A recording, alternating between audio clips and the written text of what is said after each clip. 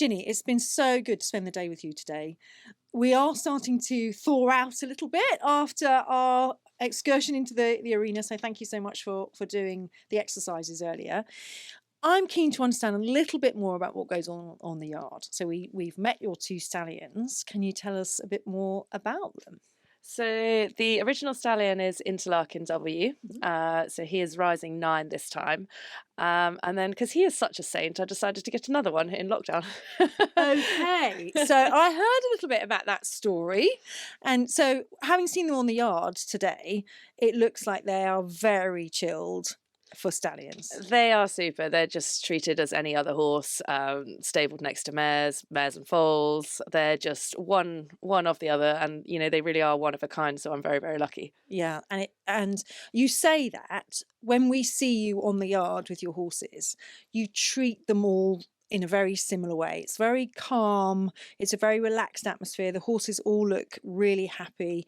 Presumably, that's part of what you're trying to create here?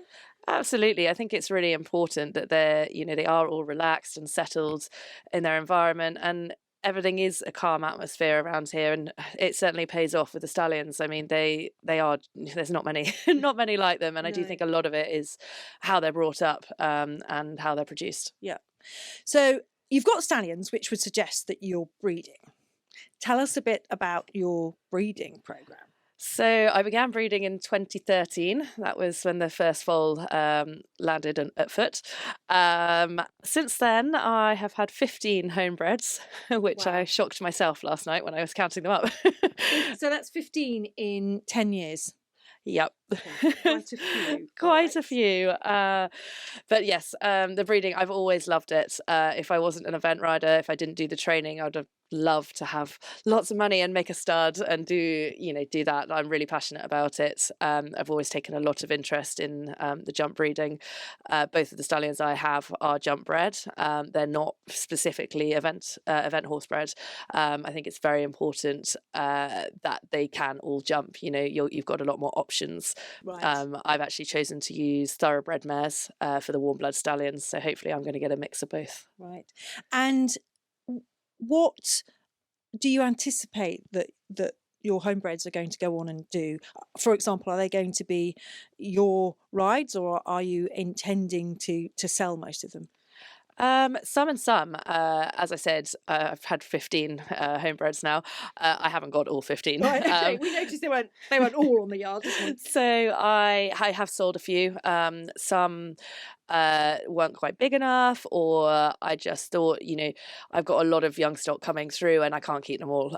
So I'm very lucky. Some have gone to fantastic homes, and many of them are still with their original owners.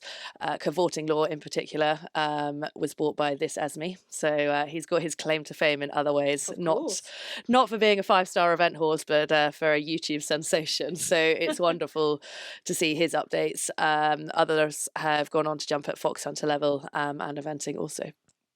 Wow, that must be very rewarding for you. It really is. I love it. It's great. I get so much satisfaction out of seeing people having fun with them, being like, oh, I've bred them. And, it's nice to stay in contact with all their owners. Yeah, and presumably to follow their progress. Absolutely. And, I never set out to do the breeding to breed 5-star event horses. I just want horses with good temperaments, which is why it's very, very important to me. The 2 stallions that I have the most incredible temperament. I think there's a big market for horses, for amateurs, and professionals with, they might not necessarily on paper be a 5-star event horse, but if they have the heart to do it, then you never know what's succeedable. Yeah, exactly. And we've experienced that today. We've had such a lovely time with your horses and enjoyed being around them on the ground, which is lovely. Moving on a little bit more then to training. We did some training exercises earlier in the arena. You're bringing on youngsters. What is it about training that you enjoy? I think every day is a school day with the young horses. As seen earlier with the young stallion, like he doesn't always get it right. Oh boy. Ooh, Tommy's jolly jumping towards the mirrors. But you just try and try again, and then you get there. And I just think each time you put them away after a session, you bring them out the next day, they haven't forgotten anything. They're a little sponge-like. And they just, as long as they enjoy their work, if they don't get it right all the time, it doesn't actually matter. No, and it often requires patience. We saw that this morning. Your younger horse versus the more established horse. You could see that he was soaking up what you were asking him to do, but wasn't getting it right every time. And we were so happy to hear you talking us through that exercise, that sometimes you just need to go around and do it again. Yeah, absolutely. With him, he doesn't always get it right, and at the minute he's going through a bit of a block with his right cantilever. But yeah, it's just repetition, and then they soon pick it up. And again, it's quite a quiet, gentle approach. And then you can see by the end he got the idea. He did definitely get the idea. A little bit more about teaching then, because we've heard you talk about breeding and training your own horses. Now, I've known you for a long time, and I know that teaching is a big part of what you do. How does that now link into the training? So I'm very passionate about the teaching, and it's something I've always enjoyed. But I think similar with the exercises that I've shown today, I incorporate that within my teaching, and there's many, many different variations of that you can do with a simple exercise. It's not always possible for people to have a full course of show jumps, but hopefully today I've shown you what's possible with just a handful.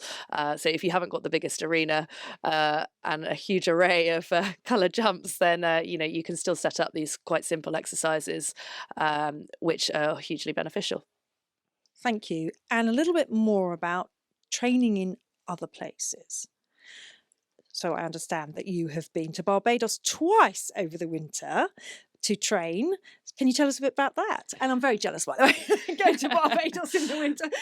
Yes, really lucky, fantastic opportunity for myself. And I've got a client here, Zoe Archer, who is from Barbados, and she's currently studying at Oxford Brookes.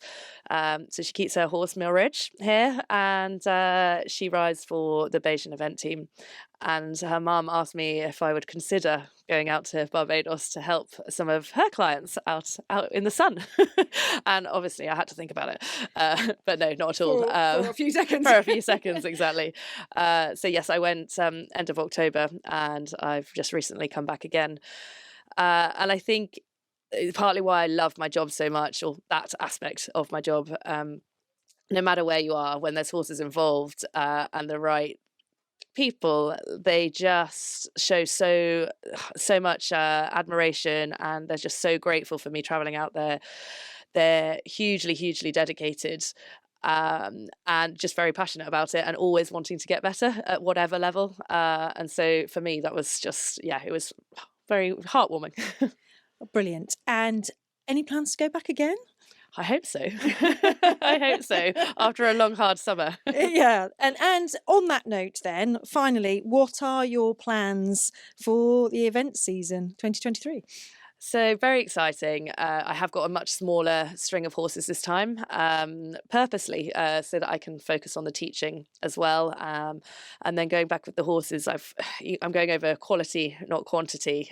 So I've got CHF Archie, he's competing at 4-star, 6 Mile Water, who will make his debut to 4-star hopefully later this season.